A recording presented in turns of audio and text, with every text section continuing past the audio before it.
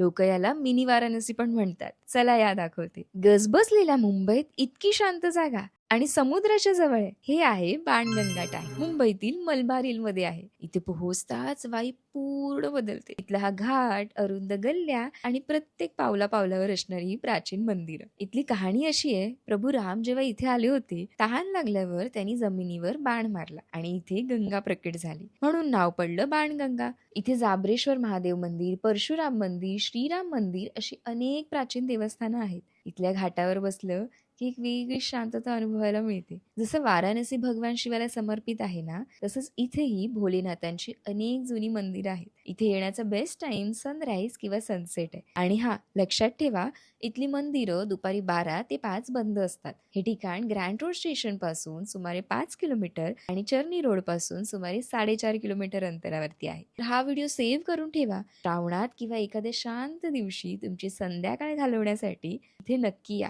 आणि अशाच प्लेसेस आणि एक्सपिरियन्सेससाठी मला फॉलो करायला विसरू नका. Okay, bye.